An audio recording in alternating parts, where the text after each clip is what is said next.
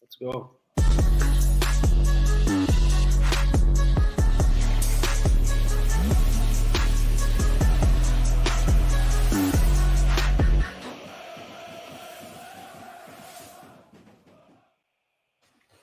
Hi, everyone. Welcome to the live stream, Thursday, weekly live stream. Today we have a special guest with us. Grizz Khan said yes and came to our channel, and he's going to answer all the questions that we have about our new signing, Jordan Henderson. Grizz Khan has an amazing YouTube channel. You guys should check it out. It's also in the description below. Football Carnage. Football, please say it. Perfect. I cannot say it. You said it perfect. Absolutely. Yeah. You said it better than me. I took months practicing it myself. All right. Guys, it's in the description below. Luke, Kabir, Yadarenko, welcome, guys. So how it will work now is we're going to talk about Henderson first. Mostly we'll ask some questions to Grizz about Henderson. He's been playing for Liverpool for a long time. 6 months to Saudi Arabia, now coming to Ajax. So it's not too long ago. So you still have kind of a good assessment of Henderson, we believe. Let's see. Grizz, thank you for joining. Let me start with one question that I have towards the Henderson signing. My question to you is, how do you feel about that signing, that he's going to Ajax? I'm a little bit, I mean, look, it's split down the fan base always. Henderson has always been a, how do you say it, divisive figure, even amongst the Liverpool fan base when he was at Liverpool. So, you know, the people that took his move to Saudi Arabia badly think, what the hell, how has he managed to bag a move to Ajax?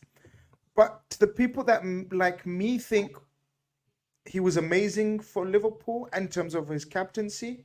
He made a life choice. He made a family choice. He made a career choice. When he went to Saudi, he will pay for it in whatever way he will pay for it. And now he's made another choice as a career and gone to a magnificent club like Ajax. So from my point of view, I'm okay with it. I don't, look, shall I be honest and blunt? I don't care. Like, honestly, I'm one of these people, I don't care. It's his career, it's his life. He's allowed to make his decisions. He's very definitely mature and old enough to pay for it if it goes wrong. And if he flourishes, what a move at this age in his career. I don't care. All right. You said you don't care. From an angle or from a view of Henderson being a very important player for Liverpool, and now he's no longer with Liverpool, I understand. But does it make you happy see him go to Ajax at the end of his career, basically? Yeah, look, okay, so that's my personal feeling that I give in terms of people are paying too much attention to it. Like Liverpool fans are going mad, and then some are saying, oh, you know, so I'm in the middle. I don't care. I wish him the best. I always wish him the best because he was a magnificent captain for us. So look, from a playing point of view, what a move to land, move to land at this stage of your career. Look, Ajax is a historical club, and for sure you'd like to think it's probably going to be his last club. And what an ending to a career that literally started from the bottom and sort of had to go through so much anguish and mistrust of coaches, and then eventually Jurgen Klopp comes in and makes him the captain, and you know, I'm sorry, he was already captain, but makes him this focal point of the squad, this leader. And I think Ajax, in your current situation and with the inexperience in your squad, I think it makes sense from your point of view and his point of view. But obviously we'll discuss and we'll get on to what he's going to actually be able to bring to you on the pitch. Mm-hmm. But for now, because we haven't seen him play, for now, off the pitch, he's going to be brilliant for you guys and for your squad. But on the pitch, it's a good debate to have. Absolutely. I want to highlight a little bit off the pitch first. And I also, after that, because I don't want to be the only one asking you questions, of course. So Yadarenko, Luke, Kabir, after I ask this question, you guys can also jump in, of course. Grizz, can you highlight to us Ajax fans how much, because we're making fun of our rival fans are making fun of us, but also some Liverpool fans are also making fun of us. That what is Henderson doing at Ajax, But look, it's very clear that we lack balance in our team. We lack experience in our team, also highlighted by our coach throughout the season. How much can Henderson bring in terms of captaincy, a leader, being a general for this squad? Can you give us examples or highlight just from your experience when he was at Liverpool? Yeah, look. In my personal opinion, the people that flourish as leaders usually tend to be ones that have gone through turmoil in their career or even in their lives. And Jurgen and Jordan Henderson was one of those. He was literally about to be swapped for Clint Dempsey from Fulham. This was the lowest of his career, like point of his career. He moved to Liverpool as a right winger, young right winger. Kenny Dalglish wanted him to cross balls for Andy Carroll. It's a total different setup when Jurgen Klopp comes in, right? It's totally different. Jurgen Klopp evolved him into something different. But I think Jurgen Klopp very early saw maturity, the way he handled even that situation, to maybe not utilize him and think of his footballing skills as the main strong point, but his creating of a football culture. And we all know that at clubs, it's all about creating the right climate, the footballing climate. And in my opinion, Jordan Henderson will be fantastic for the youngsters of Ajax. You've lost so much experience. Why am I telling you? You guys know much more than me. But you guys have lost so much players and experience. And you needed that balance, as you said. He will definitely bring that. How soon he can bring that and implement that, obviously it would depend on your coach and his understanding and what role he's given. But he's definitely going to bring a professionalism off the pitch that a lot of the youngsters can probably look up to and learn from that. Look, even if you're out of favor, if you're not getting selected, if you've been playing right back and you'd want to be a right winger, or you're playing left midfield and you want to be a like Jordan Henderson was asked to play so many roles and even leave. Like, we had accepted the deal for Clint. He refused it. He said, no, I want to fight for my place. And that's a massive example for the youngsters. Very good. Guys, do you have any questions for Grizz? Go ahead. Yeah, man. Grizz, thanks for coming on the show. It's really great to have you on. So being in England, I see quite a bit of Jordan Henderson. Not necessarily watching a lot of Liverpool games, but the ones I did watch, I watched him play.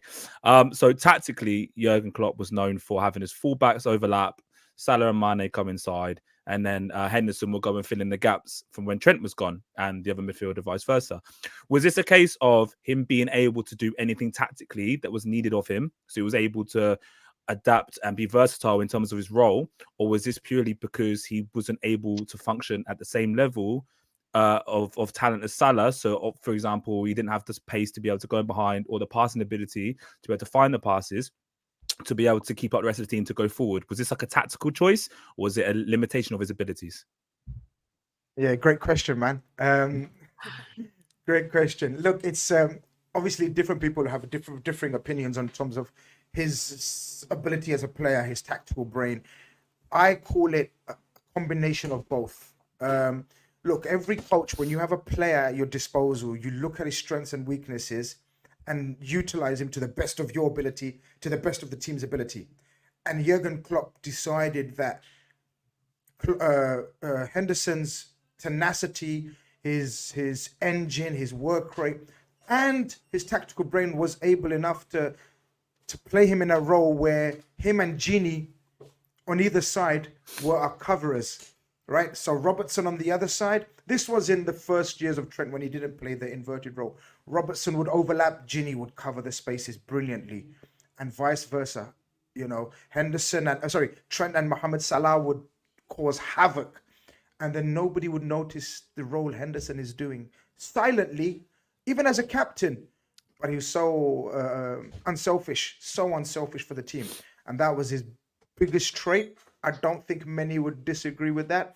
You know, that his biggest trait was his selfishness to his cause for the team, to be able to cover those positions. And look, a lot of people talk about his ability on the ball. But I think when you got to remember, he moved into Fabinho's position quite often as well. In fact, one season he pretty much played there for 60 to 70% of the season.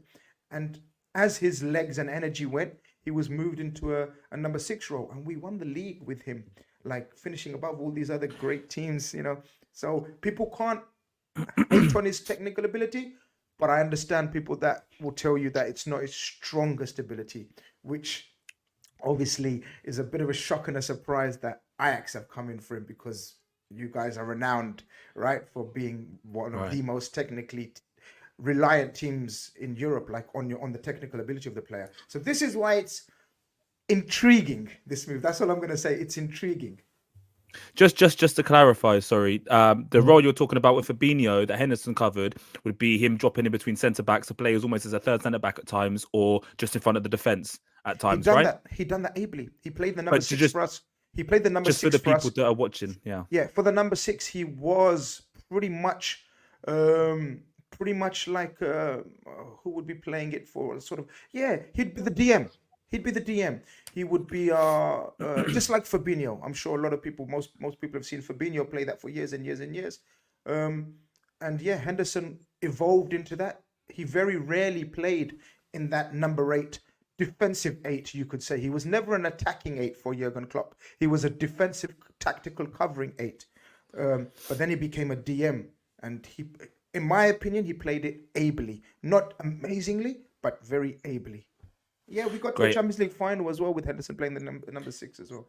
Yeah. So thank you, Aaron, for that. Go ahead. Sorry, one more. At Ajax, so obviously the fans are assuming he's going to play as a 6 or like a defensive 8 at times. Do you think if he were to come in to play as a 6, because of his age, because he may not have the legs to be able to cut up and down, or in your opinion, he could still have them, do you think he could be a really good fit to be able to dictate play and defensively create solidity in the team? Because Ajax are known at the moment to be defensively frail, haven't really got a CDM, a number 6 as such or something. Do you think he could be the guy, if you take away his ability to be a leader, the work rate he brings, and is he able to be that defensive pivot for the team as a 6 to be able to solidify them for the Eredivisie standard? So this is where obviously you guys will have to help me here decide or tell me what kind of tactical setup you guys already have. So forgive me, I haven't watched much of Ajax this season, but if he's being brought in to play anything else from a number 6, I don't see it, guys. I don't see it working. Okay. Now, this is where the insistence of the coach and how experienced he is and how strong-minded your coach is to say, no, I'm bringing him in for a number 6 role. Because one of the reasons was Jordan Henderson didn't like playing that number 6 role. But in my opinion, the Eredivisie suits him playing in the number 6. I don't think he'll be successful playing as an 8, where it's all about sort of the manipulation of the ball fast, quickly in transitions. He's not that guy. But if you want, you're saying that you're defensively fragile these days in terms of organization. Well, yeah. In organization, he would Also, definitely get your players organized and sort of command his area. But that depends on how strong your coach is, sort of to make sure that that's the role he utilizes. Don't let Jordan Henderson dictate the position, because that will be problems, I think. Thanks, Chris. Top stuff. Kabir, Yodarenko, can I go to the questions, or do you guys want to ask Chris something? No, go. No, all good. I think that's a pretty good overview. All right. I have a question from Christian Grizz. He's saying, question to Grizz, if you would be in the shoes of our coach Van het Schip, would you make Henderson captain right away? Mid-season. My God. So look, that's like either you're setting an example and saying you guys have been so poor and really lacking in maturity and inexperience, and I'm bringing in someone who's done it at the very highest level. Don't forget, he was part of the England team that reached the final, as well, or whatever. That's a bold move. I don't know the state of your team. We have Bergwijn right now as a captain, so correct. See, and Bergwijn or Bergwijn, which one? Bergwijn. Bergwijn. Yeah, so I don't see him as all captain material. Like We that's don't You're even- not the only one. to me. You're not the only one. Exactly. See, I'm shocked. Yeah, You but it told me also that. highlights the situation we're in. That So they're if trying that to- highlights, so if he's the captain, Yeah. then I wouldn't see an issue making Jordan Henderson captain. But if it was someone who's mature and been there and been a stalwart for Ajax and a successful Ajax, then it would cause issues. But this could make sense if he's your captain right now. Like Bergwijn was a flop, basically, at Spurs. Premier League, we didn't rate him at all. And I don't know who's the next most experienced player in your squad right now. Bergwijn, probably. Berghuis, yes, correct. Berghuis, how you say his name? I'm sorry, but yeah. That's So okay. I don't know if there's more because you've lost Dali Blin, you lost Klaassen, you've lost so much lot. experience there. Correct. This could be he could be your Klaassen type experienced guy in terms of, you know, I don't know. I think It's not a good comparison. but there you go. This is it. It's gonna split opinion. It's gonna split opinion. A lot of Ajax fans are gonna say, what? That's all I'm gonna say. It's gonna depend on your coach and how he uses him. Honestly, it's gonna depend so much on that. I don't know what kind of coach you have at the moment, though. That's the thing. John van het Schip. I don't know if you know him. No, No, I don't. it's okay. He's an old Ajax player. He's been also a good Ajax player, a winger, if I'm not mistaken. Right winger. Right winger, correct. He used to play with Van Basten as well. So, So who's your number 6 at the moment? Zahirovic, Did you play with the well, six? mostly. Zahirovic Signing is our number 6, but we have a couple of other options, but all of them are Young. injured. All of them are injured. they're That's the injured. problem. Yeah. I have a couple of more points, just quickly, Grizz, if that's okay. Jerry's saying Henderson makes everyone around him 20% better. Do you agree with that statement? Yeah, I think that's a good point. Just because of the way he's very unselfish. It's not about him on the pitch. He's very happy with not being the focal point on the pitch. And when you're not caring about being the focal point on the pitch, it usually translates to someone else being the focal point. So therefore, I agree with that. He definitely improved, Trent's game if he was playing on the right, and Mohamed Salah's. You hear these guys speak, they give him far more respect than a lot of fans do. So a lot of players talk about Jordan Henderson saying That's noticeable. we wouldn't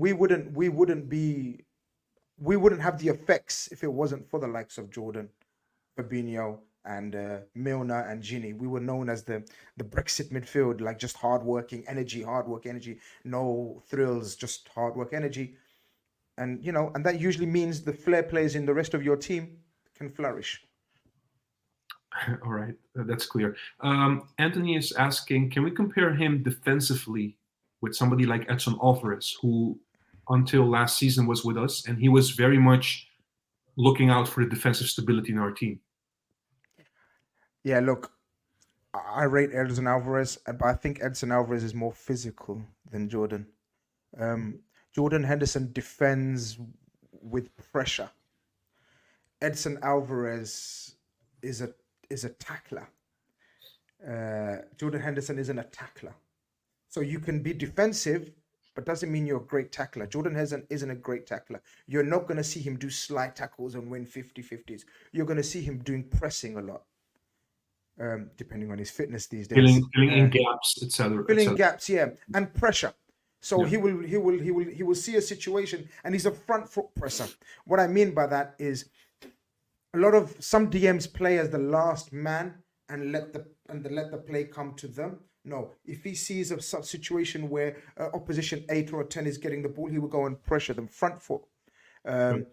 So I think he's different from Alvarez. Alvarez was a more physical player. He's quite a big guy, right? On the ball, I'd say they're similar quality levels. Neither of them are great. I don't know if you guys think Edson Alvarez is great. I don't think he's great on the ball. But No, I think he improved, but he's not great for Ajax standards, correct. And so he can keep things ticking. And I think Henderson will keep things ticking, but he's not a tackler like Alvarez. He's not physical like Alvarez. He's different. He puts pressure on the opposing player as opposed to tackle. All right. Thanks for that, Chris. I have one more here from Dennis.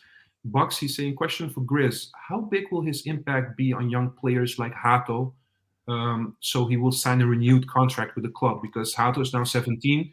We're hoping he will sign a new contract when he turns 18 soon, because Arsenal is looking for him, Bayern Munich is looking for him, Dortmund, etc. All the big clubs, Liverpool as well. All right.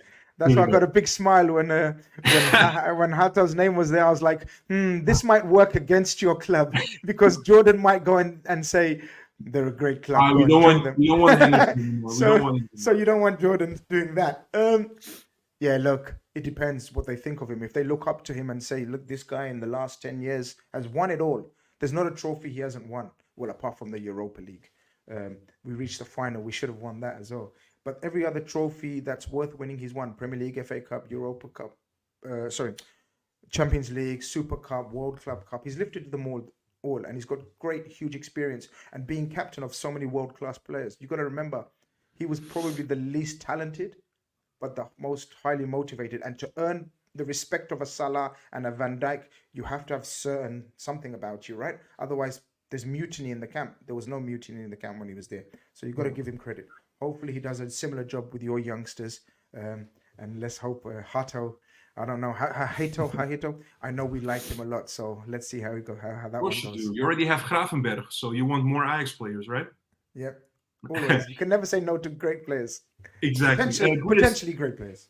Potentially great players. Grizz, I have one question, which is a little bit derived from a clip that's going around on Twitter, in which you hear Henderson talking a lot and coaching a lot on the field, especially during the Corona times, because there were no fans. So you can clearly hear him talk to everyone and coach them, and all these kind of things.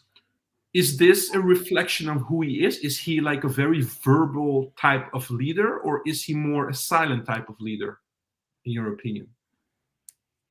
He's the most verbal captain ever. Okay. He will talk and talk and talk and talk throughout the game. But along with the talking, he has to perform. Yeah. You see, because if he's talking and he's not performing, then he's going to look like an idiot. So therefore, if he's going to have the confidence of talking, and if your coach wants him to be that talker on the pitch and organizer, then obviously that's going to put pressure on him to perform as well. Like LFC Aaron says, he's very loud, very loud. He was like, Virgil is becoming a talker, but Virgil was very silent, a different type of captain. But now Virgil is becoming more vocal. Henderson was the talker. Like from the start, you could almost say he was Klopp's. So you know how Klopp is on the sidelines? That's his captain on the pitch. He done everything what Klopp done on the sidelines on the pitch, remonstrating with the players. You come here, you come there. Come on, this, that. A lot of arm movements, a lot of shouting. So, but he's got to perform as well. Almost like he manages on the field, right? As well as Klopp. Just one more from me. So you're obviously very you praise him a lot for being a captain and his ability to communicate on the pitch. How does he differ to Gerrard as a captain? So if Gerrard they differ at all. Different players, right? They do. Gerrard was a doer. Whatever needed doing, Gerrard would go and do it. Some of the accusations with Henderson would be he's not a doer, he's someone else do it. That's the huge difference. Is that where the yeah? Is that where the question marks on his ability comes into it a little bit? Yeah. Sure. And look, comparing him to one of the all-time greats, in my opinion, is obviously difficult and hard. I wouldn't compare the two. It's like, yes, they were both successful captains, but Gerrard was like, if there's a problem, I'm going to fix it and solve it. Whereas Henderson would be, sending the troops to fix it. Do you know what I mean? Right. That kind of scenario. So they vary. And Gerrard wasn't a big shouter like Henderson. Like Gerrard was concentrating on his own performance, whereas Henderson would probably concentrate on everyone else's performance as well. I have two more questions. I'm sorry, they just keep coming in. Do you have a little bit more time? That's cool. Yeah, we can do 10 minutes, no problem. Yeah, all right. Ajax is in the house. Great stuff, guys. Questions for Grizz. besides his leadership qualities, I think you touched upon it a little bit at the beginning of the video. How is his vision and football IQ? Does he see the runs, and is he able to make progressive passes, for example? Yeah, this was massive talking points with the Liverpool fan base and just Yeah. other Premier League fans as well, and even internationals. Look, for me, Jordan Henderson, and I always say the same thing about him. He's a confidence passer. So when he's having a good game, he'll be able to hit first-time passes, diagonals, switch of play, because he's got a very good technique of striking the ball. Okay, but there's a difference between having vision and striking and having technique to strike the ball and execute it. Yeah. So his back. So if you want him to break lines with his, so for example, if he's under pressure, he's not the best. But if he sees a pass in front of him, if he's receiving the ball and he's able to turn and see one of your fullbacks or wingers, he can find him no problem. He's got a very good range and a very good long pass. Very good. You said when he's able to turn. Let's say he receives the ball. Let's say he receives the ball as a number 6 and he's put under pressure by the opponent. That's a problem. This is a problem. Okay. So he hasn't got the ability to turn. I mean, obviously, I'm comparing him to one of the all-time greats, like a Busquets, for example. You give him the ball in a phone box and he'll find space, right? Yeah. Henderson is different. He won't be able to see if he's receiving the ball of a centre back with his back to the facing your goal. He won't have the ability to turn, and he will pass the way he's facing. He will still keep the ball. But some of the fans might get a bit, turn, you have time there. Turn, find the player, go forward. Yeah. He would play it safe. But if the player's in front of him, because Eredivisie, the pace won't be as frenetic and mad and pacey, right? True. He should be able to pick out passes. All right. One final question from Christian again. He's saying, one more question for Grizz. With Henderson coming to Ajax, do you think he'll be in the England squad for the upcoming Euro 2024? Do you think he made the right move, basically? I think this is his main motivation, to play in that final tournament, last tournament. He knows it's his last tournament. He wouldn't have got selected if he was playing in Saudi. And apparently the team that he's playing for are not playing very well either, even though Steven Gerrard's just renewed his contract even more, another 2 years. Yeah, I think Henderson's definitely coming to play, and hopefully playing equals selection for England. That's what he's hoping. So it's a win-win situation.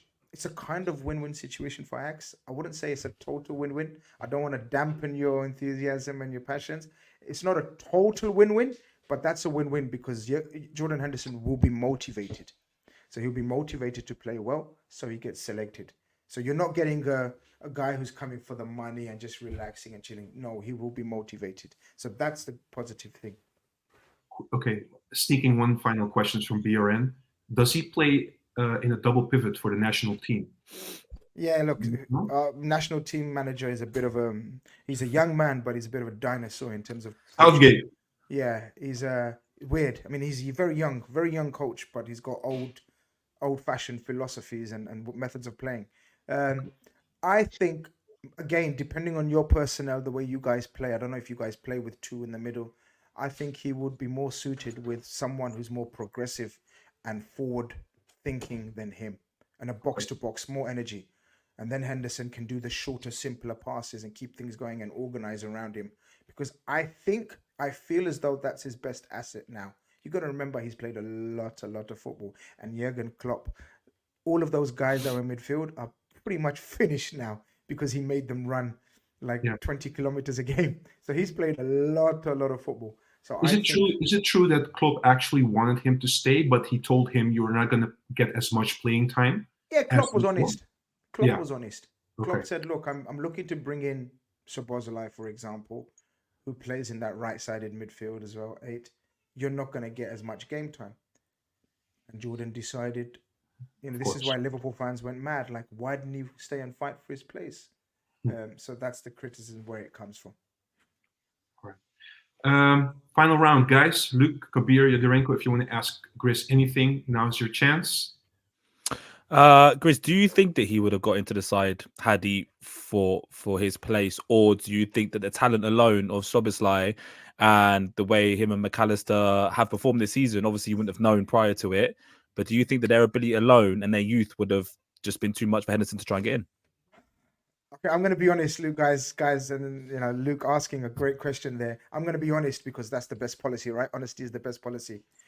I was a big defender of Henderson in recent years. A lot of Liverpool fans were not his biggest fans, but I stuck with him. But I think it got to a point, and especially age in his career, and especially our Liverpool evolution, we needed younger, more energy in the midfield. And I was one of the ones that thought he needs to be moved on now. He can't play regularly. So from that aspect, you're never happy when a legend of your club. Some people don't look at him a legend, but that's up to them. He's a legend. You've lifted the Champions League and the Premier League, every trophy, you're a legend of the club. So for me, it's always sad to see a legend go, but in a way, I was kind of excited and happy to see the next evolution, which is no bad thing, right? You want to see your team progress. I thought with him, we wouldn't be able to progress now. Yeah, football changes, man. It evolves, doesn't it? You got to evolve with it. Absolutely. Funny question just from Chris, and also answered by Aaron, 2026. Yeah, unfortunately, I can't reveal today on this, but I'll be revealing very, very soon, Jurgen Klopp. But people have already worked it out what it means. There's going to be some great news for Liverpool fans. Oh, really? All right. Grizz, just want to thank you, actually, on behalf of everyone. Thank you for making the time. And also, good luck. You guys are doing pretty well in the Premier League. I didn't expect it, to be honest, but you guys are doing quite well. No, this is it. Nobody expected us. First and foremost, been an honor and a very enjoyable chat. I love talking football, as you can probably tell. But Liverpool doing fine. I kind of expected us to mount a challenge. I'm not going to lie. I was not one of the ones that thinking, no. I knew if we re-energized in midfield, we'd be back, and it looks like we are back. I don't know if we're going to win the league, but we're definitely one of the contenders for it. Hey, big up, Pavimento, man. Perfect. Thank you so much, Grizz. Nice one, guys. Thank you so much. Thanks, man. Thank you. All the best. Thank you. You too. Take care. Bye-bye. Bye. Take care, man. Guys, so that was the Jordan Henderson take from Grizz. Anything that stood out for you? Anything you want to comment on before I start asking you guys questions, as always? No? Not really. I've asked quite a few, so I let the others say something. No, that's okay. I mean, look, just let me drop this one, which was triggered by one of the questions from one of the people that are watching us. The captaincy, right?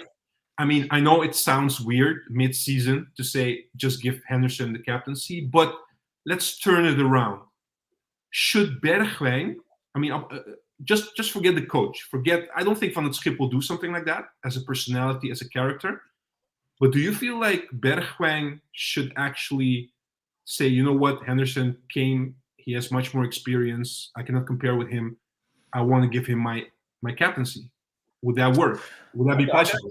I don't think it works like that in football, Juan. I think that that's something that we would all want to see ideally happen as fans. But I think that, Bergwijn is also someone that has pride, that has ego. And I think that, he's not going to, of course, he'll be happy that someone like Henderson's come into the changing room. But no real, self-respecting guy would be like, oh, take the armband off me, right? Because also what that does is, even though you're a Henderson, there's still a sort of a culture that's existing within the changing room. And Henderson, as a newbie, has to try and find his way within that. It'll happen very quickly, but you can't just come in and, that won't happen. It would have to be a decision that would have to be made by the manager. Is my view. That's my view. No, absolutely. I think you have to look at it from this perspective.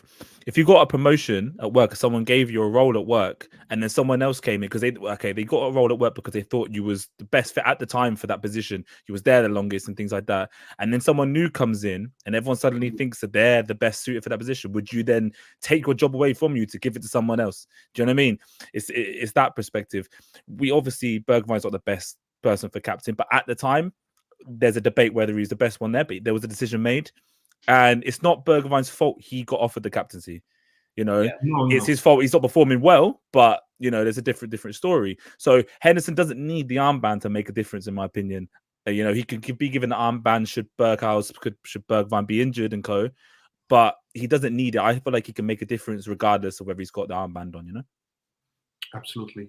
Yadorenko, I'm going to you. Kansas saying, listen, Kabir is all the way from the Middle East, and he has a better connection than Yadorenko. What's going on here, man? What's going on, Yadorenko? Is the connection that bad?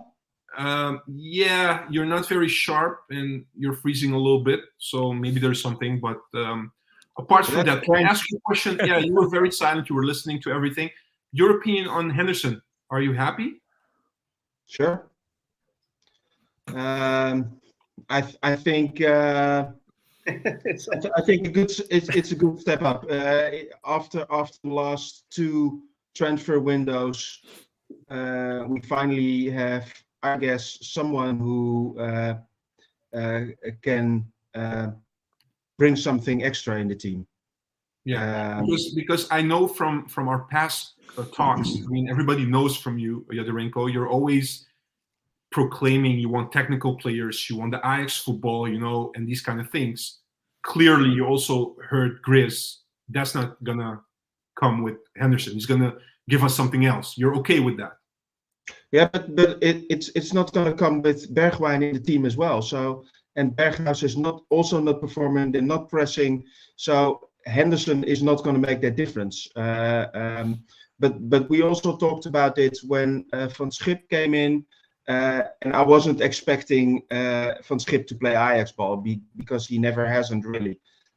He does some good things, but still there's a lot of progress to be made. But I think Henderson can be a little step forward. All right. Clear. Yeah. Can you, I mean, if it's possible, can you just check if you can upgrade your internet connection a little bit?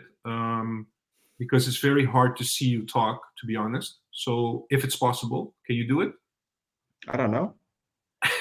Because now we don't see you talking. We just see you okay. Like frozen. But that's very strange because I see myself quite sharp and I can see the rest quite sharp. But I can log out, reboot the router, and Ajax is saying at least broadband. Yeah, at least broadband. But I have broadband, so maybe someone is sneaking my connection. Is someone stealing your internet, your data? Yeah, maybe that's happening. I don't know, but just if broadband. If you can log out and come back, we'll see if it works. All right. Thanks. Cheers. Thank you. Hey guys, I have a question, right? Just quickly. It's up for Yadorenko. The board's gone up. Yadorenko. No, I have a question for you guys. He's gonna die against Feyenoord at home. 30 minutes in, he's out. He's not coming back. He's not coming back. Guys, question, right? Something else. Grizz said something interesting as well, that he used to play mostly as an 8, but he also was capable of playing as a 6. Now, if we turn it to our situation, right, with what do we have right now? Some players are injured, but etc. What will be your ideal midfield? How do you see that midfield evolving at Ajax in the coming weeks once he becomes eligible to play? Luke, let me give it to you first. Look, we don't have Enes and Alvarez in midfield anymore, right? So we have to make do what we have. So none of the players, including Henderson now, are going to be amazing tacklers. I think it would be good because obviously Grizz said he sounds like he'd be better in a double pivot. So with another player, and I think him and Branko midfield would be fairly good. And then Branko could rotate with Tahirovic or Voss or whoever comes back first from injury, etc. So Henderson, like you said, Henderson can keep things ticking, can keep organizing, and then Branko could move the ball forward, progressive passes, play the long passes forward. Because remember, we have Hinson playing rotates with Berghuis sometimes on the wing, and they rotate positions there. So maybe it could be a case where Henderson sometimes pops up on the left, sometimes on the right. Branko could swap with him and try to control the midfield. Well, one can organize, or one can try to create from deep. The only thing I would say to that, right, is that if you play, but that's just an opinion of the host, so don't take it too seriously. If you play with Henderson as a 6 and you play with Branko as an 8, there's not a lot of legs there. You understand what I mean? There's not a lot of dynamic in terms of midfield dynamic there. You understand what I mean? I mean, in terms of passing, Blanco is amazing. In terms of organization, Henderson is amazing. But there's not a lot of dynamic play. We haven't got a lot of dynamism in our team anyway in midfield. So it's like, what do you want? Do you want Tahirovic, who does have legs, but could be prone to a mistake because he's quite young? You don't have to be angry with me. I'm just asking a question. No, right? I'm not Yadorenko. I'm not angry. No, I know. Are you happy with Henderson? Sure, that's not me. Right? But you know, you have to decide what you want. Do you want to control games? We're Ajax. We should be going out controlling games. I know they're a bit slow, you know, in terms of their latter ages of their careers. But, you know, there could be games where Tahirovic will be good against certain opposition. There could be games where Branko's good against certain opposition. You know, hopefully they can all complement Henderson. And I think it's down to Fayzed or whoever the new manager is going forward to decide who's ready for what game. All right. Yadorenko, wave at us, please. Much better. Wow. You went, as Ajax suggested, you went to broadband. Finally. Yeah, I just called the guy and he installed it. Real quickly. that went quickly.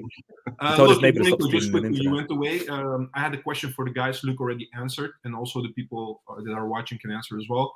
The ideal midfield, considering also that Henderson will play, and with the players that we have, how do you see that evolving in the coming weeks? Let me go to Luke first. To Kabir first, and you can think about it as well. Kabir, what would be your ideal midfield? I know that as a 6 and 8, he would want Henderson and Branco. How would you see that?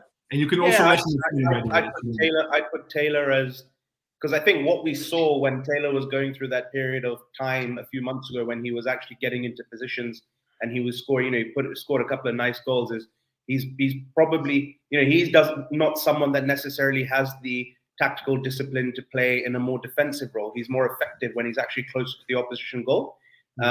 Takes his chances well. So I think I can see him operating in a more advanced role, and I can see Branco van der Boma operating in a more central role, and I can see Henderson just holding things well at the back.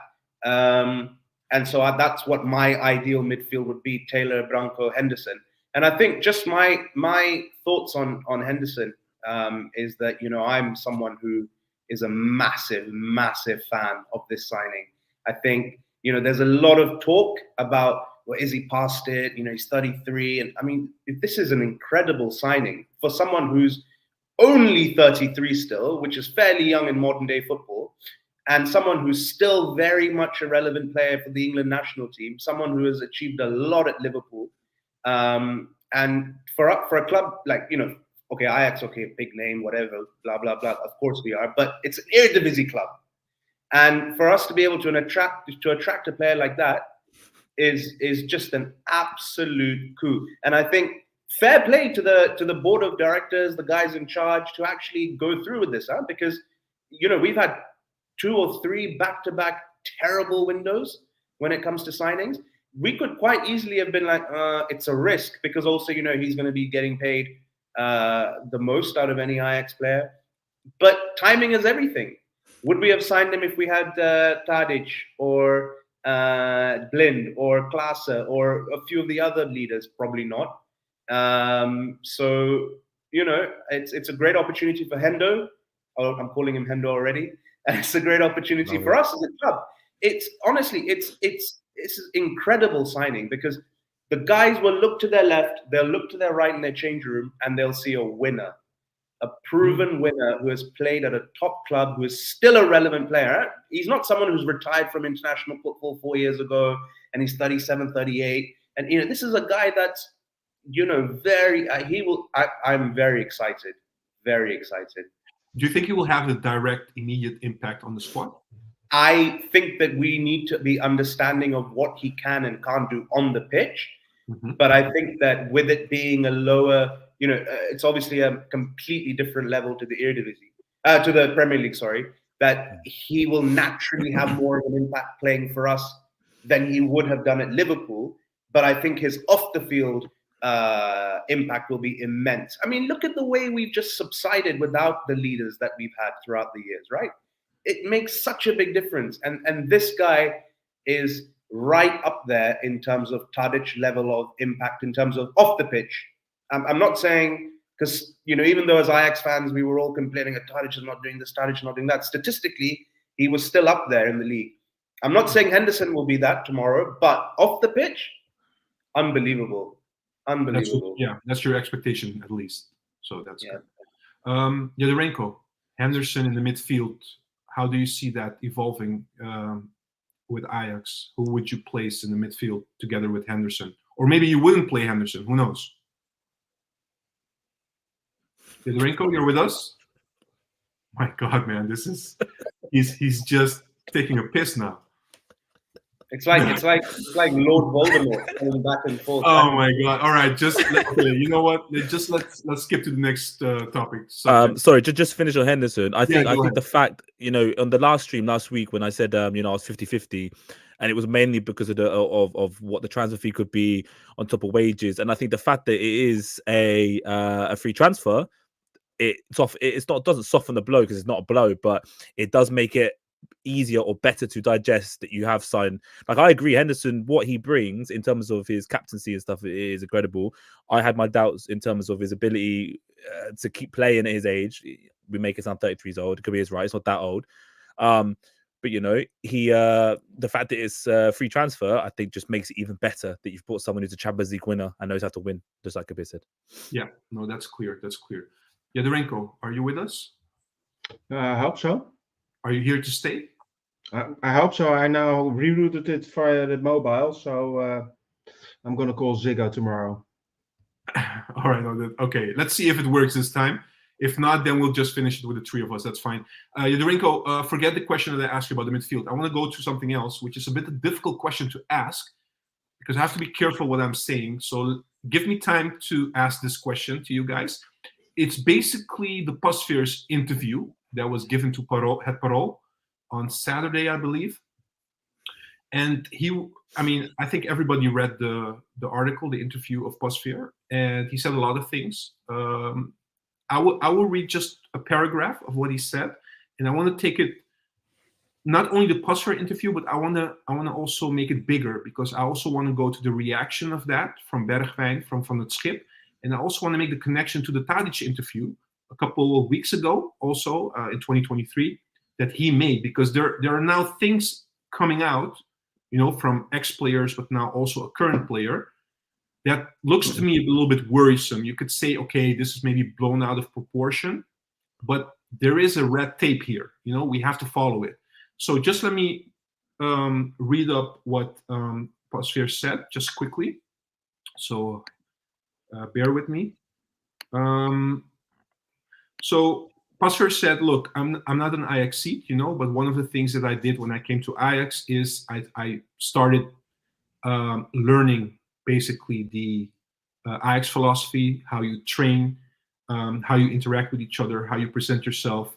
Ideally, the older players or the players that are there, they pass a blueprint over to the new guys.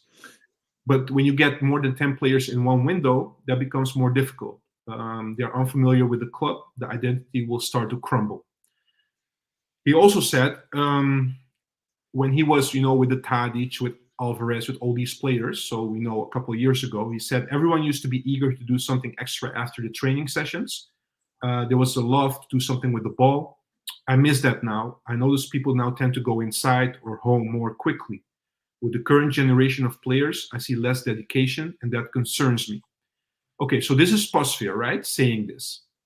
From Tadic, we know that he said, you know, just quickly, I'm not going to say everything that he said, but he said the gym used to be full, mentality is gone, also due to the balance and hierarchy. It used to be like in the squad that we have, every year you would have 3 or 4 talents, but they had to follow suit. They had to follow the practice, the regime that the other players, the more experienced players had as well. If you wouldn't, you would be left out of the squad. You know, you wouldn't be part of the team. That's gone, he said, basically. And then, after the game that we played against Go Ahead Eagles, Bergwijn was interviewed post-match, and this question was asked him about Pasveer specifically. I know this is a very long question, guys, but I just have to put everything in the bowl, and then we can talk about it. So Bergwijn reacts as follows, to the Pasveer interview. He said, "I wasn't there, but everyone does things their own way. One player will spend time in the gym, others will work out at home. It's a bit tricky. We're professional athletes, we're top athletes, we know best how to manage our body, but I also understand Pasveer in a way." And then he gets the question, is it difficult to get youngsters to do extra gym sessions, after the regular training sessions? And he says, well, in that respect, not really. I think everyone does their job when they need to, some more than others after training, but that's each person to themselves. Then finally, Van het Schip was also interviewed. He was in the Rondo, which is a football channel, on Monday, and he was asked the same question about Pasveer, and he said, look, the guys are doing their utmost, the players. They're training very well. It's just the squad isn't structured and it lacks balance. That needs to be fixed. And then he also said, I told Remco, I understand what you're saying, but take those guys with you. Take them to the gym. Start with that.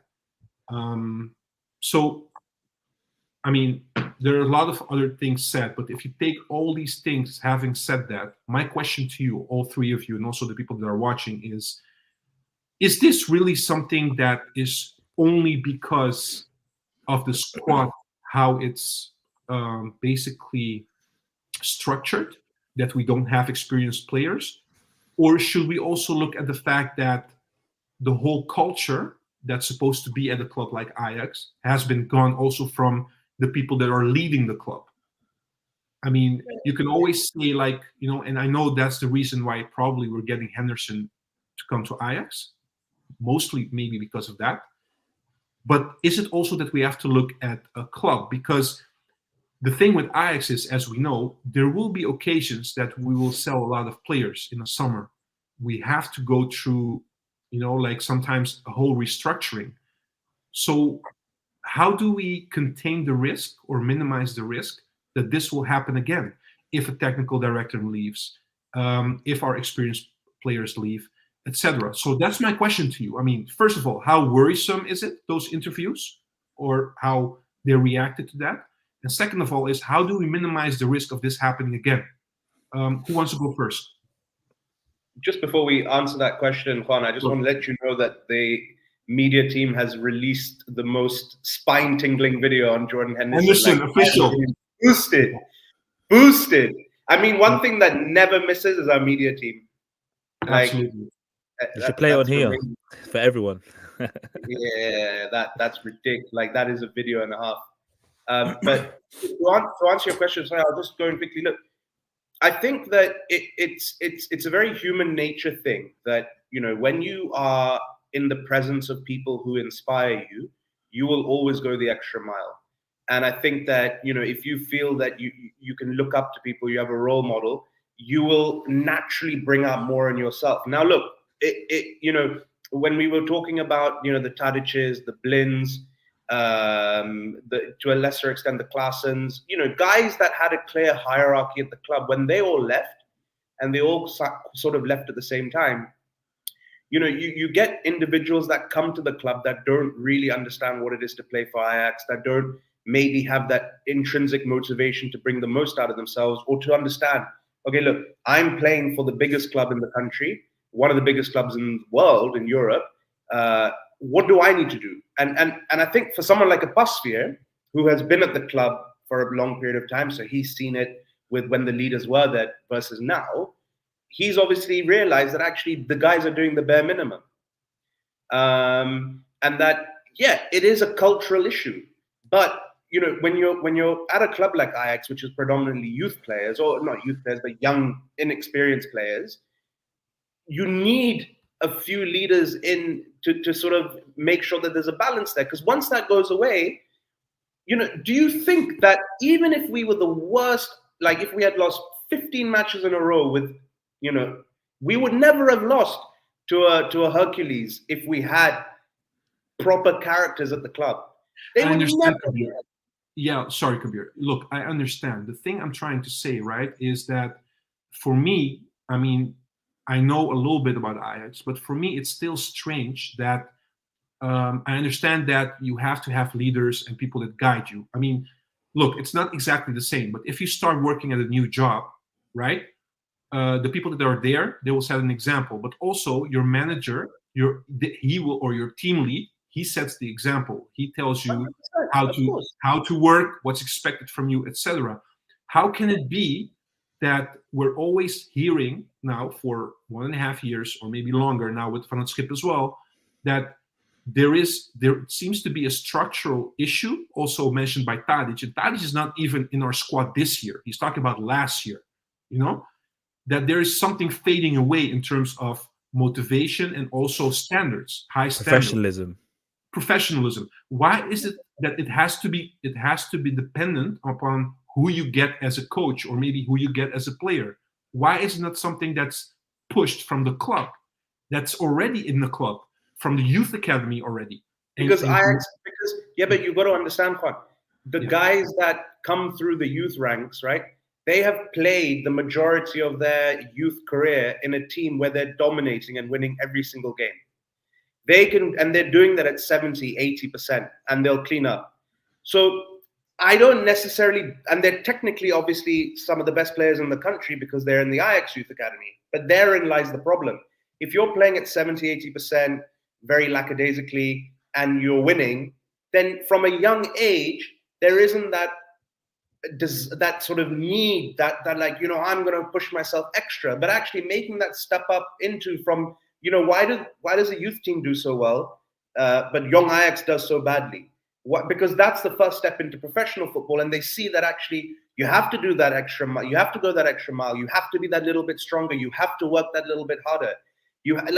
It comes too easy for these players, right? That's why. One of the examples that always will stick with me was there was an interview with Mazari a couple of years ago, and I remember he said I didn't used to drink water. I would drink juices because I didn't like water. And I would be like, this is a professional athlete that plays for Ajax, and he's been with the team for like 1 or 2 years. And he's a professional athlete, and he doesn't drink water because he prefers to drink apple juice or whatever. That's crazy to me. That's crazy as a club, professional club, one of the biggest club in the world, that this is just something that can happen.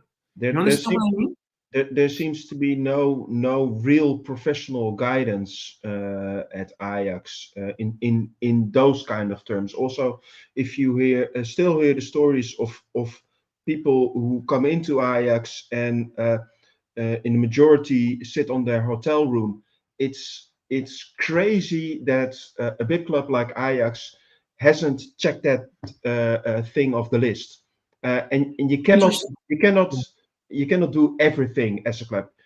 The player has to do some part as well, but you can talk with people and you can give them the right structure, basically, or the right connections within the city. So it's really messed up how it's going, and it seems that everything. It's like a domino effect. It's not one thing that is going wrong. For instance, if you have Stijn as a coach and it's going terrible, and he says, "Okay, guys, let's take 2 days off, and I'm going to go to Ibiza," and he does that twice, it does something with the mentality in the team. Also with youth players, if you keep playing them in young Ajax, it does something with their mentality, and especially if you don't guide it. What do you mean? What do you mean it does something with their mentality if they play for young Ajax, still playing for young Ajax? Ajax is always the club where a player like Hato at age of 17 can go into the team without any problem. But there are loads of talents the last years that kept playing in young Ajax and never really got their chance at young Ajax, and then you see it's becoming really hard because they miss that a little bit of youngster spark they normally have at the age of 16, 17, 18. They become stale, basically. They become stale. Sorry? They become stale a little bit, like, they don't grow anymore. Yeah, and they become hesitant, and you're never on your top when you become hesitant, because you're young, you're developing, you've always been the super talent, and all of a sudden you're not getting a chance at Ajax, so you're going to doubt yourself. That's normal. And if you don't guide that, if you don't help these guys, and if you don't give them the chance, then it's going to crumble. And that's what has been happening for a couple of years now, and there's no guidance from the top as well. So are you saying that there's also responsibility from the club, the structure, the guidance, all these kind of things? You're looking also at the club. I know we have to have experienced players, which is noticeable. It's noted. It's also something we have seen, that if we don't have experienced players, a couple, that it becomes a difficulty for this Ajax team. But also in terms of the club can do more, right? Enforcing what is expected. But it's also, if you also Juan, if you go back to the basic, if you go press every game and you go full out on the attack every game, you have to do something extra as a young player and as an old player. But it's all passing aside, and that doesn't help. There seems to be no trigger to do something extra, to do something special. Yeah. All right. Look, I want to ask you a question. One final thing, Juan. Sorry, that if you look at in the last sort of 20, 25 years, maybe a little bit longer even, the two coaches under which Ajax have seen most success nationally and internationally, Louis van Gaal and Erik ten Hag. And in my opinion, two coaches that have a lot of similarity in the sense that they are, dictators. The players know dictators, and the players know exactly what they can do, what they can't do. And if they mess up, if they slip up, they know what's going to happen. You're going to get dropped. You're going to get fined. You're not going to play. I would also say Peter Bos, Frank de Boer, also those type of coaches. Frank de Boer, again, very similar in the sense, very clear. This is my way or the highway. And that's what's seen Ajax with the most success. So that shows you also that when we've had managers that have been a bit more lackadaisical, a bit more easy, it just all falls away. Yeah, for sure. And if you look, if I can fill in, if you look at Bergwijn, come on, have we ever had? No, but also all jokes aside, have you ever seen a captain who is such invisible as that? That's just, and then you keep going on with that, even once you see he's not a captain. He's absent. He's struggling with tying his own laces. So, but like we said to Grizz as well, this illustrates basically our team and our situation in the squad composition, right? That's the problem right now. Luke, and I think Luke is right. It doesn't really matter who the captain is. On the pitch, you can always show who the captain is, but it's illustrative of the situation, I think. Yeah, Luke, we're going to give it to you just to react quickly on what we just said, and then I will go to the comments quickly. Man, listen, I'm a big believer. When I have coached teams, under 15s, under 16s, it is not the same level, it's grassroots level. My first thought is create an environment which everyone is on the same playing field. No one is favored, no one is higher than the other. Even to the little things like helping pack away phones and things, right? Yeah, just let me cut you there quickly. Yeah. Is it something that you do as an individual, or is it something that you are given from the club that you're working for? It's something that I install myself, because I don't believe that a team can function well if they're not all on the same page. You all do the same thing. There's no favorites. You don't feel like you got special treatment, right?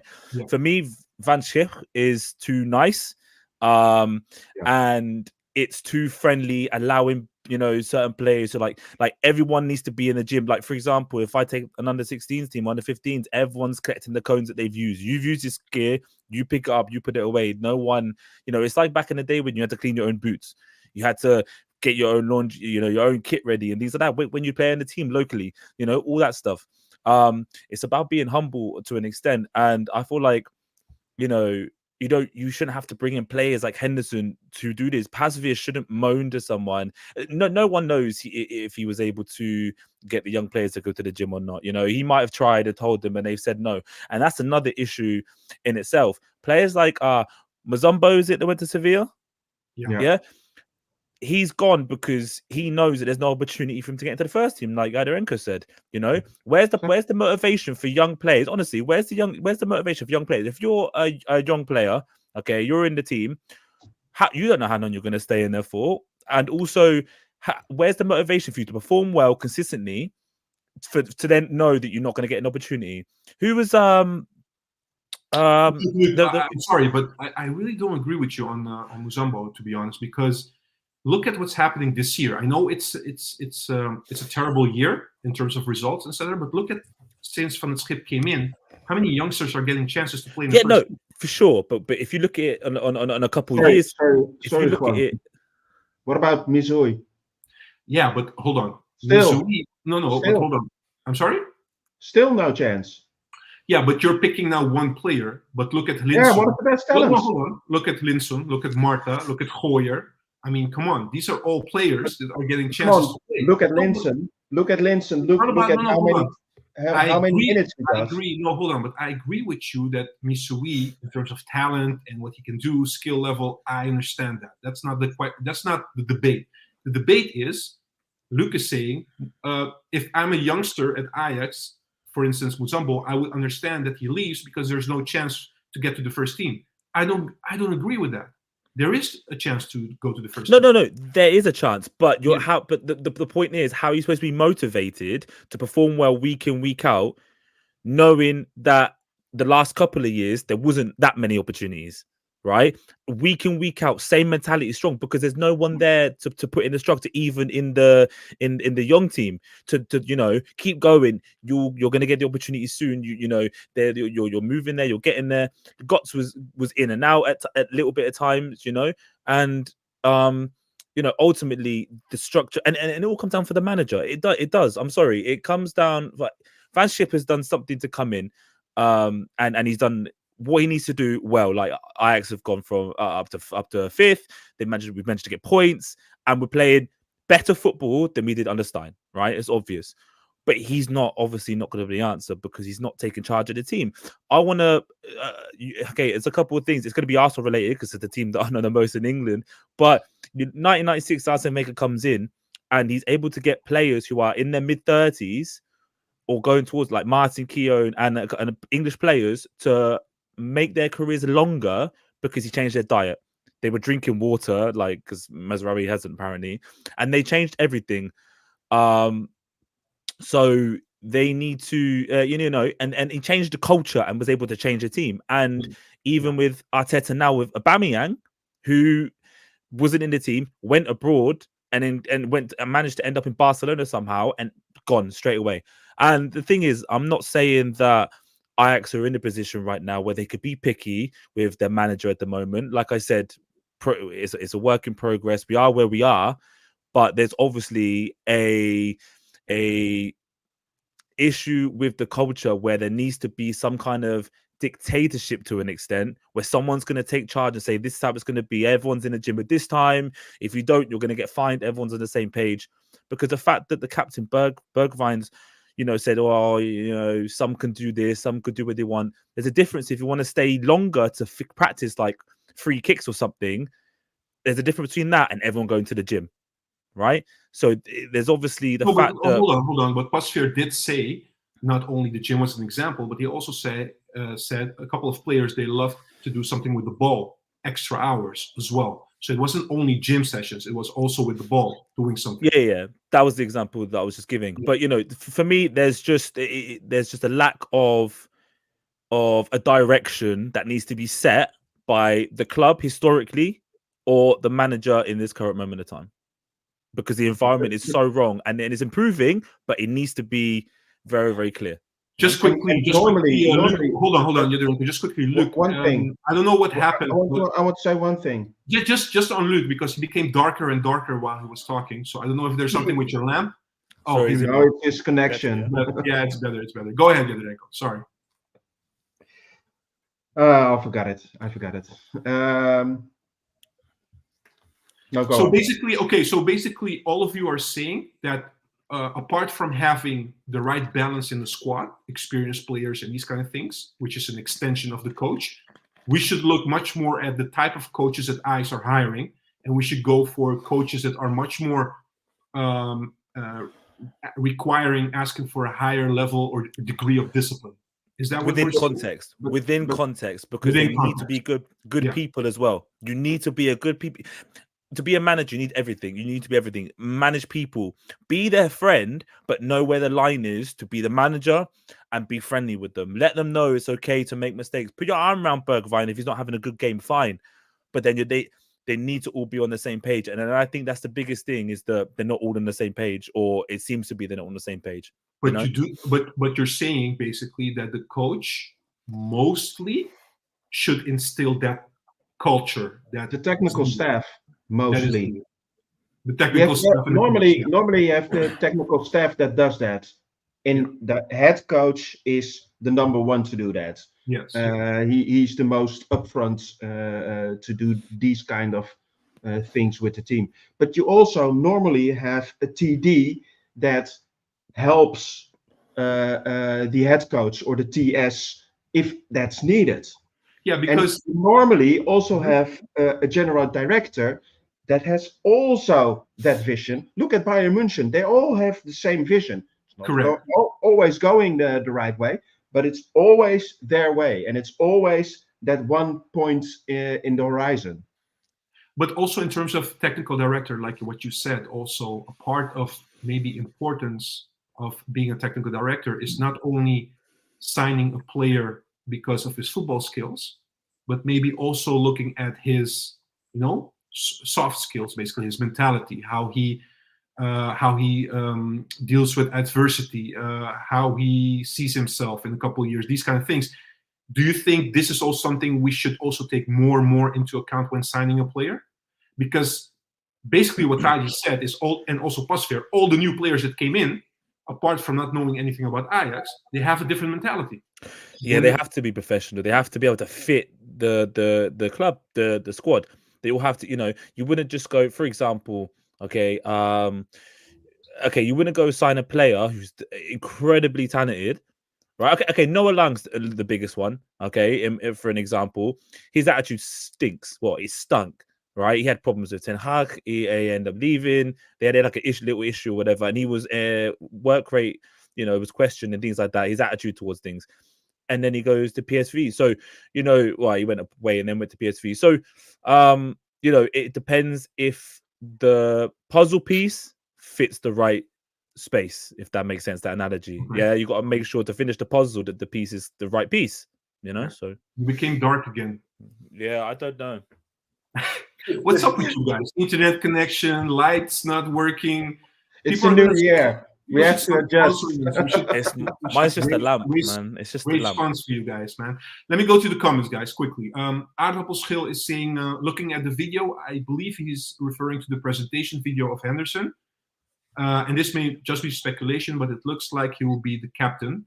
Yeah, all right. We'll see. I haven't seen the number 6 number, by the way. I'm sorry? Jersey number 6. Okay, all right. The Vagabond is saying regarding the discussion about the culture, in my opinion, it started with Schroeder. In one of his first interviews, he said that he's not chasing players to do extra stuff in the gym or on the training. It was the first red flag from? All right.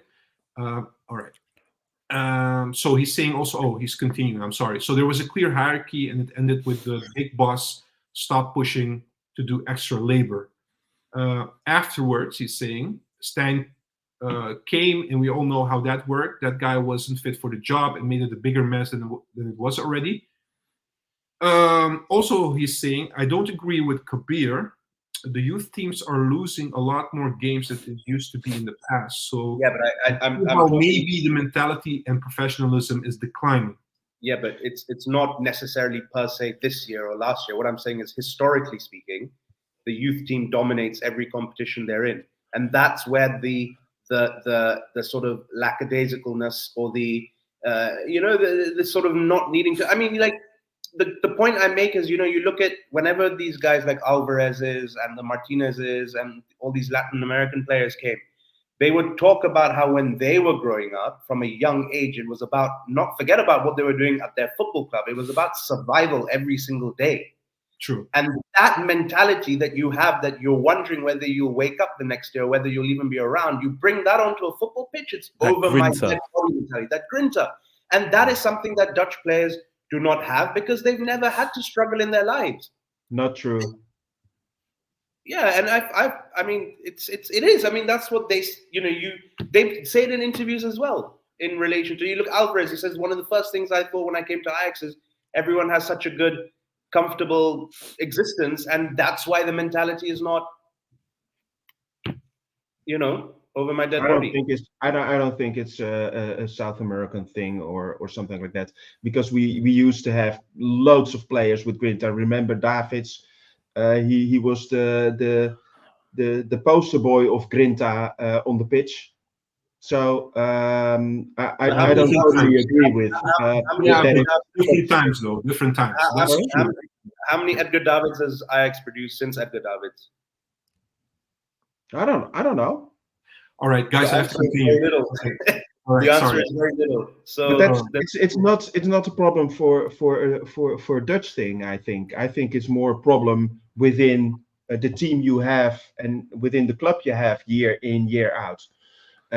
Especially if you don't address it, if you let it go by and let it go as it goes, then it's gonna go down and down and down and down. There's not one individual within the squad that's gonna say, oh, this is not gonna go good.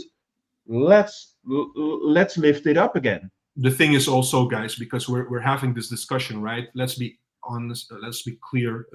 Everybody left Ajax basically, so there was no how do you call it, like sustaining culture to be held, not by the players, not by the coaches, not by a technical director, which we didn't have for 1.5 years. Everybody was gone. It depends on the choices that you make, Juan. If you and I know you cannot play with all youth players. You cannot do that. I know that, but still, there were enough players that had something of an Ajax culture. And if you have a good mix, but the whole balance is gone. True. And that's I think most of the problem, not for only this season, but also the season before that. Absolutely. Yeah. Vincent is saying leadership creates the culture, and both Bergwijn and Van het Schip are too nice. We need tough people to create tough players. There needs to be accountability. Not so much tough people, but you need to know what you want. I don't know why it's gone dark again. You need to know what you want. You need to know the direction you want to go in, like Bayern Munich, and everyone needs to be on the same page. And someone that's going to say everyone needs to do this, everyone needs to do that. It doesn't have to be like an angry person or like I know I'm not saying that, but like a really like tough person historically or personality wise. Just someone who's strong and knows what they want to do, in my opinion. Yeah. But needs to play for good football also. Yeah, Paul Young is asking if you can hear him. I believe he's referring to Henderson early in the video when we were talking to Grizz. If you can hear him verbally during COVID times instructing, why ask if he's a talker or not? Well, basically because the clip is very selective. It's only one clip. So I just wanted to know whether that's a structural thing he does, yes or no. That's why we asked Grizz for that. So I hope you understand. I hope you're not upset by it either. All right, let me see. What else do we have? Puntje for Jadirenko. Alvarez wasn't an Ajax player, a pitbull, a fighter, and last year perhaps best player. How does Henderson compare, do you think? Especially for you, Jadirenko. It all depends on the players around him. I think he's a bit comparable to Alvarez, that he's like a truck when he needs to turn. And he's not the most skilled player, but I definitely think he will be a leader of this Ajax, at least verbally and organization-wise. I do think, like Grizz mentioned earlier, that Alvarez has some tenacity in his duels, where Henderson is more of a smart player to win a duel, like Daley Blind is not going full in the duel, but closing gaps and these kind of things. Trying to win the ball. True. So I think there will be some difference. But I think, especially if you look at the lack of tenacity in this team and the lack of willpower, we could definitely benefit from Henderson. So Henderson is going to make us win the game against PSV in a couple of weeks, basically. No, I don't think so. But I hope so. I at least hope a draw. Yes, so they don't win every game. Sorry. Another thing, if I'm not mistaken, is I think we've signed him for 2.5 years. True. Yeah. 2.5. Oh, I thought it was 1.5. Yeah. No, it's 2.5. It's 2.5. Oh, that's All right. good. Quickly, guys, just to finish the comments. Pinch also mentioning on the Grinta, the question that you had, Wouters, Nigel de Jong. So those are good examples, to be honest. Ziggy is Wouters, definitely. Yeah. Ziggy especially after Davids. Ziggy saying, I think it's a general thing in the world. All the youngsters don't have the discipline and dedication like they used to have back in the days. But this is also a behavioral thing, not just at Ajax. So he wouldn't just, put it to Ajax specifically. And he was also saying, I'm not too overhyped with the Henderson signing, and I will sit back and watch. But I do think he brings leadership in terms of what we need. Yeah. Yeah. I think he will help Van der Bomen as well, being more of a leader on the midfield. Yeah, I mean, like somebody said, and Grizz also basically confirmed it. He makes people around him better, right? That's probably what we're expecting from Henderson. He's going to relieve some duties or some work from others and make other players play at their best. So that's what we're hoping for.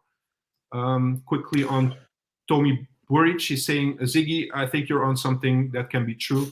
It can be a generational thing regarding. Really quick on that, yeah. I agree to an extent that it can be a generational thing at times. It is. But like if we put it to like a work perspective again, okay, you're going to be motivated if you get told there's an opportunity or you see there's an opportunity to progress in your workplace. You'll be motivated to work better, work harder.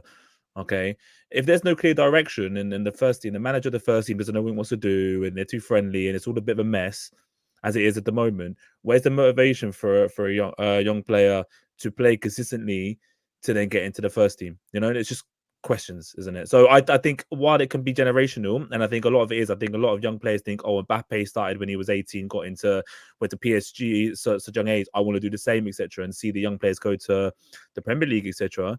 I think also at the same time, the lack of, an opportunity could deter people from trying their best or the mentality changing, All right, guys, we have to hurry a little bit, so we have to keep it short now. Jadranko, go ahead, but just short, please. And still, it might be, or it is, a bit of a generational thing, because this has been going on from the 80s with the patat-generatie, as we call it in Dutch, going on, and it always goes a little bit further. But as a team, as a club, as a TS, you can talk with those guys. I really don't understand what the trouble is within clubs, and especially within Ajax, that there are so many players that seem to have no sense of direction. Whilst if you work with them daily, you should talk with them and you should give them that direction. The thing is, like if I go back to the interview of Tadic, it was very, very weird. And let's assume that everything is true what he said, right? I mean, sometimes people can say stuff, it's subjective, but let's assume that's 100% true. But when he said that the physical trainers of Ajax had to ask players to go to the gym, I mean, I couldn't believe what I was reading, honestly. Why should they ask? Why are you asking? Why are you asking? Exactly. Anyways, okay, let me go through the comments quickly. RB is saying, Ajax is the only team that collapses every second half. Our youngsters are worse than other clubs. Also, something else, we didn't even touch upon that. Also, the last few, this year, but also last year, our stamina, our energy level as a squad isn't that good anymore. We cannot. And a lot of injuries. Tempo. We cannot sustain 90 minutes throughout the game. We always have dips. You can say it's quality, but maybe it's also, something else. Yeah, Right? and loads of injuries over the years. Yeah, but that's harder to pinpoint, right? Yeah, It's basically if it happens that structurally, I think you need to look at the way you're training, because they're not top fit. They're too often have small injuries, so there must be some win you can get there. But if you look at Broby, for instance, this season, he's made a lot of progress in terms of his ability to play 90 minutes, two games a week, etc. That was always a problem. It's been much better this season. And he also said he's training that says something as well, doesn't it? That it was a problem. Why was it a problem for a young player to play 90 minutes? I think because he was always like having a little bit of injury. He never really played a lot, and then he went to Germany. He didn't get a lot of playing time. I think that put him back a couple of months, and then he had to start again. I think that's it, to be honest. All right, let me continue. We have Brandon. Brandon's an American Ajax supporter here. Since our midfield is better, what will we do about our back line issues, and what transfers will we have? Because we have many issues with conceding goals, if I'm translating it correctly. Well, in the January window, there's not much we're going to do, but in the summer, probably some things are going to happen. Do you guys believe our back line is worrisome, or was it more like a midfield issue? If we fix that, it will alleviate a lot of defensive pressure as well. I think depth more so. I think if Sutalo can consistently perform to the level that some people, mainly Yadorenko, knows he can, then then him and Hato stay. I think that's a solid back pairing. But it's the depth, isn't it? And then one gets injured, Medit comes in, can Medit, sustain. Also, I think the backs as well. Wrench has been okay, he's been good, but Guy unfortunately hasn't cut it, sadly for me, because I picked them up. But also on the left side, quite bare. So nice and short. Question to all three of you, just quickly. From Dennis, which position in European question is for all of you? Does that include the host as well? But anyways, it doesn't matter. He's saying, what will be priority to try to strengthen this window, hypothetically, if we sign somebody else? Left back, right winger, what would it be for you guys? Nice and quick, the backs for me. Either left or right for you? Or more left than right? They both need doing, so both. Okay. Kabir, sorry, go ahead. I would probably say the winger, because I think that you've got someone who, Forbes unfortunately hasn't been able to hit the ground running. We've got more issues there. I think we've got 4 left backs, and I know like they're not. How many do you want? Yeah, I mean, I don't know that adding another one would make sense in this window. I think play it out with the 4 that we've got, somehow make it work, then ship them as many as you can off in the summer. But for now, the priority is that attacking, impulse. That right winger. Yeah, I would say so, because Kudus, after Kudus has left, it's been very gap, isn't it? Choice now. And if you bench Bergwijn, you have options on the left wing as well. So okay, so what would be your choice, Yadorenko, if you would right winger? Be one player? Right winger. I think sure there are problems in the back, and especially with wing backs. But if you again, I'm gonna repeat myself. If you're gonna press hard forward, you stay away mostly from those defensive problems. So I would focus to try to get some action over there and create some chances in the front. Because if you create enough chances, you will score. And if you score enough, then it doesn't really matter if you get a goal against once or twice. If you just score enough and make enough effort in the front, I think that's going to help you a little bit better. No one. And We don't have to get anyone. no, a right winger. A right winger. Okay. Thanks. Steve is saying, look, Ajax should be more than a boot camp. Technical attacking footballing players. That's Ajax. We're not saying it should be a boot camp, Steve. I do understand why you're saying that. You're totally right. Of course, football ability is much more important, but there should be a standard of working. Nowadays, in modern sport, you have to do so much more than Discipline. just exactly discipline, but also staying fit, energized, minimizing injuries, all these kind of things, all psychotherapy, these kind of things. Cold water therapy, these kind of things. There's so much things that you have to do nowadays extra to make yourself better as a player, as a whole. So that's basically the overall talk we're having. Let me see. Puncher is making a good point. He's saying, look, Brobbey trained boxing under Manhoef. It was his own initiative to get fitter. Now he's an attitude exemplary to the team. Yeah, it was his own initiative, most likely. So that's a good point. And then Javid is saying, look, best eyes can do this coming summer window. Try to get rid of Bergwijn. Half damage. Not a fan of Bergwijn. Clear. Punch is also saying, is this something you know, by the way? Because you're getting a lot of praise here. Yadarenko has a Cruyff spirit, respect. So, do you know him, Yadarenko, or her? No, nothing. You didn't pay a fan just to enter the chat to throw. Yeah, that was what I was doing. I had no connection problems at all.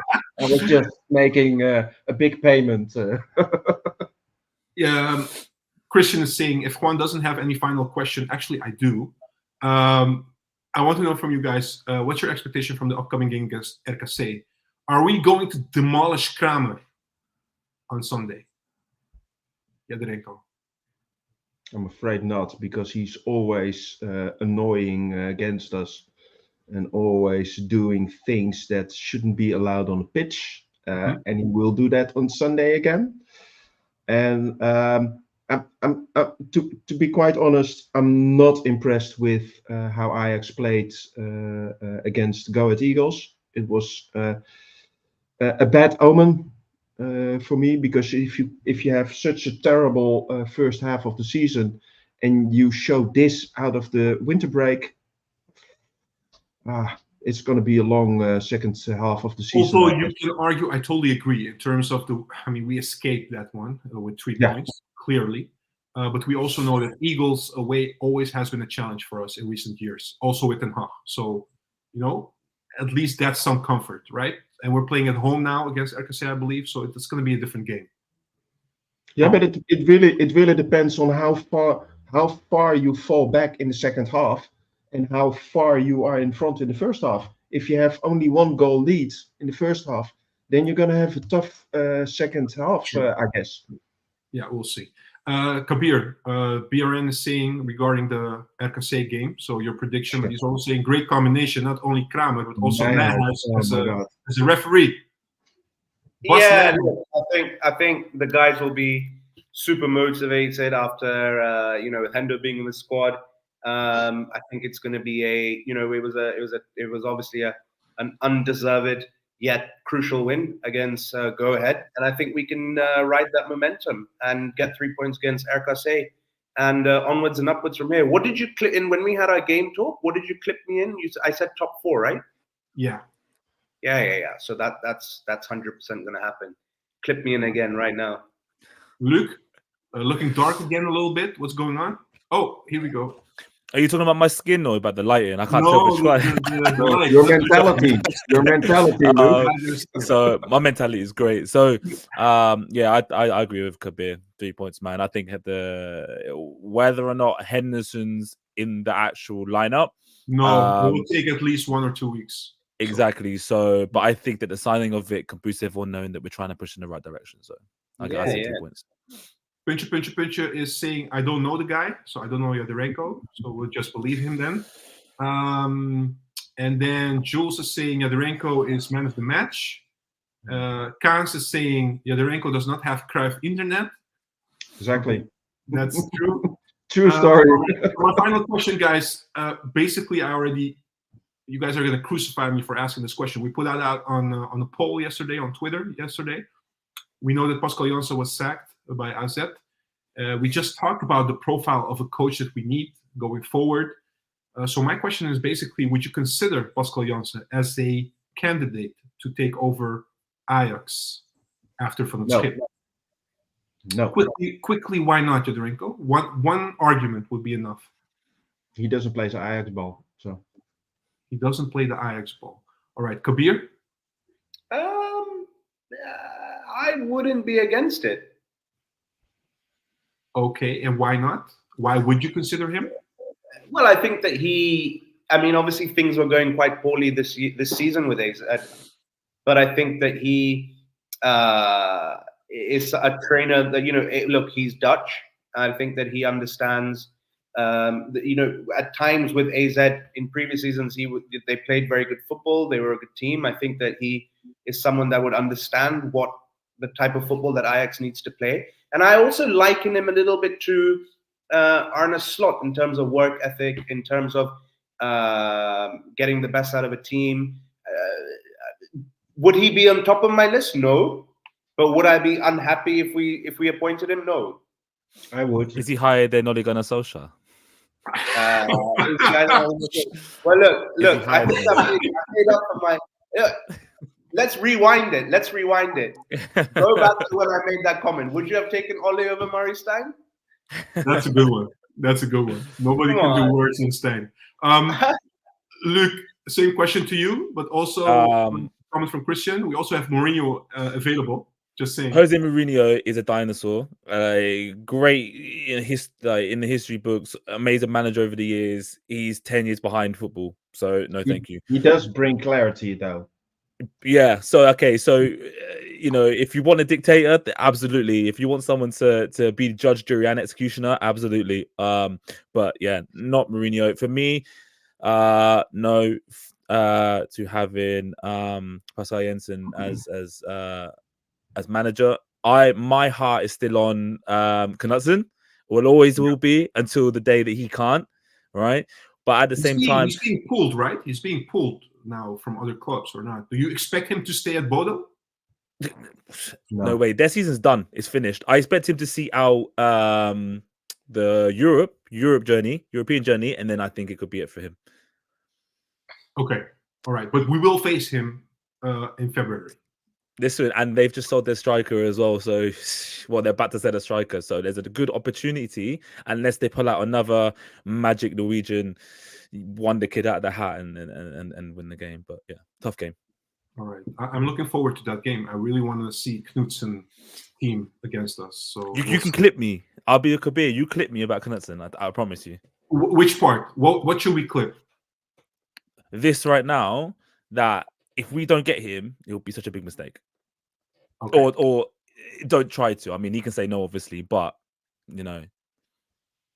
So BRN is saying basically we play against them, and then Knudsen will come to us.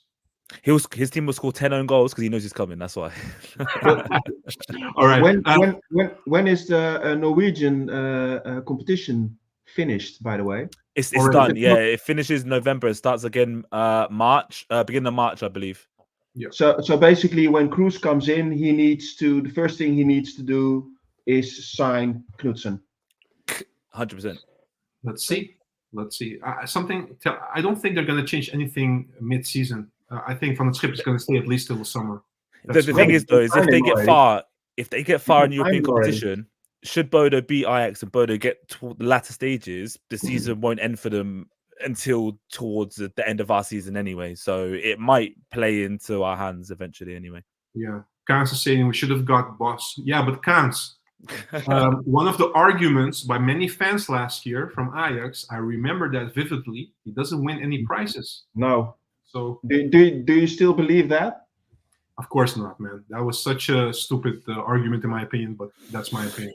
And it's also the saddest thing about that whole episode. The saddest thing about that whole episode was that this guy, Peter Bos, was even coming on talk shows and practically saying, Making it, yeah. Exactly. "Ah, But man." like what Pimento is saying, we should thank.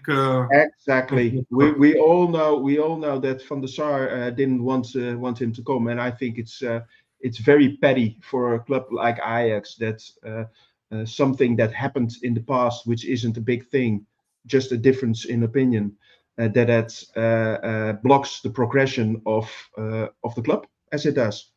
Yeah. Look, all I have to say to finish this video is, in 2 weeks' time, Henderson will play with the captaincy, the armband. Bergwijn will give it to him. You know, you can clip me. And then not only that, when we play PSV in the arena, Henderson with the late winner, a screamer from outside the box, and we'll win it against PSV. So they don't think they have the best season of their lives, not even better than 18-19. All right? So that's my prediction. You can clip me, guys. Thank you so much. I've started a trend. Clip me, clip me. Clip me. Everybody's being clipped on the show. Dennis, we will discuss this a little bit later throughout the season, but we will definitely do that. And at least Henderson is gonna win us the game against PSV. Mark my words. All right. No PlayStation, man. In real life, no joke. All right. Thank you, guys. Thank you for joining, and congratulations, everyone, with Henderson, man. Exciting times ahead. Thank you, guys. Take care.